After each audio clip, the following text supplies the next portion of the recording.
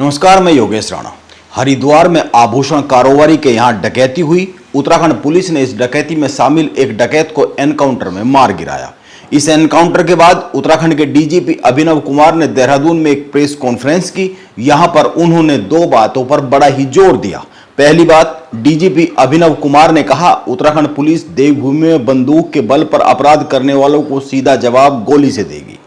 DGP ने दूसरी बात कही, हमारे कुछ वरिष्ठ नेताओं द्वारा प्रदेश की कानून व्यवस्था और अपराध की स्थिति पर चिंता प्रकट की गई थी, आलोचना भी की गई थी। हम उनकी चिंताओं और आलोचनाओं का सम्मान करते हैं, लेकिन उनसे आग्रह करूंगा, थोड़ा अपनी पुलिस और अपनी सरकार में आस्था भी रखे, विश्वास रखे कि हम उनकी चिंताओं का दूर करने के लिए लगातार कोशिश कर रहे हैं। डीजीपी द्वारा कही गई इस बात को लेकर पत्रकार कांग्रेस नेता हरीश रावत और बीजेपी सांसद त्रिवेंद्र सिंह रावत के पास गए। दोनों एक सुर में बोले, बस फर्क इतना रहा, हरीश रावत ने व्यंग्य की भाषा इस्तेमाल की और त्रिवेंद्र सिंह रावत ने चेतावनी की।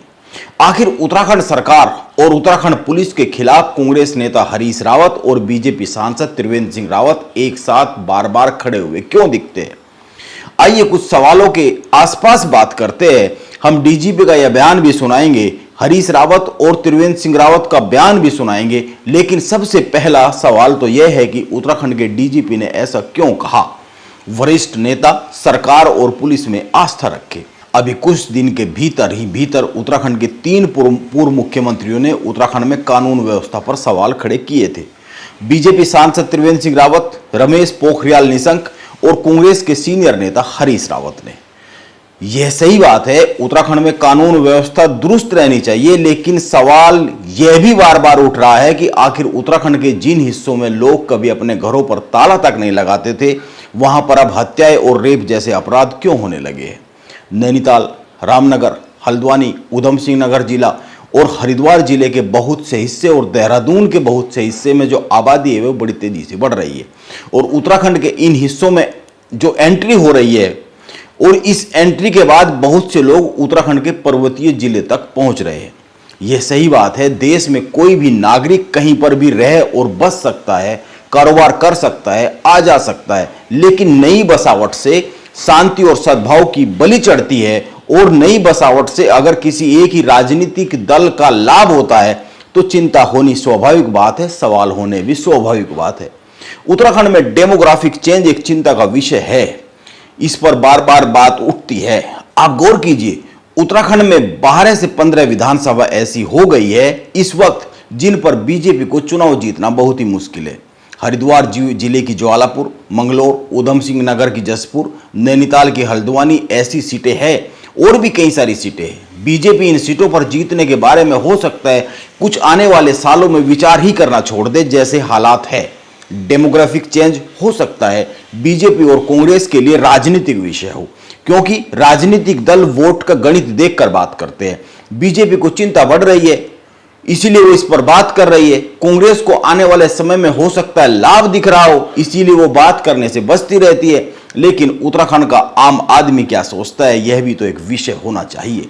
इसीलिए उत्तराखंड में सालों से हिमाचल की तरह एक सख्त भू कानून की मांग उठती रहती है, ताकि यहां पर जमीनों की वो बंदरबाट, जमीनों की वो लूट ना हो सके।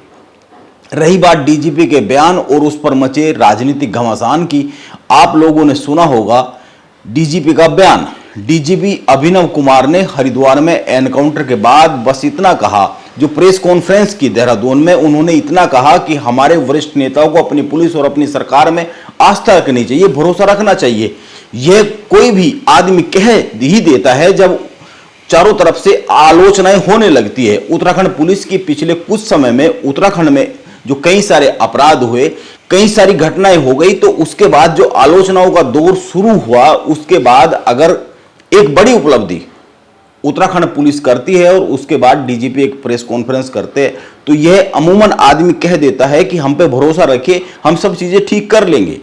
और हमारे मतलब कुछ वरिष्ठ नेताओं द्वारा भी प्रदेश की कानून व्यवस्था और अपराध की स्थिति पे जो है चिंता भी प्रकट की गई थी, आलोचना भी की गई थी।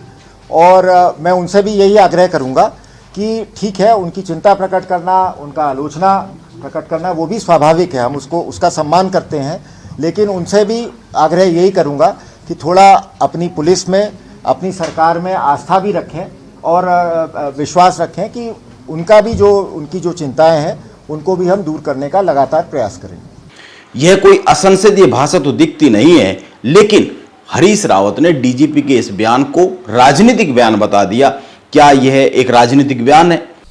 मैंने उनका बयान अभी अभी किसी पत्रकार बंधु ने मेरे पास भेजा, मैंने देखा है, तो मुझे लगा कि रिटायरमेंट के बाद एक जिस व्यक्ति को मैं कांग्रेस में इनरोल करना चाहूँगा राजनीतिक दल में, उसके लिए हमारे डीजीपी बहुत सुपात्र लगते हैं।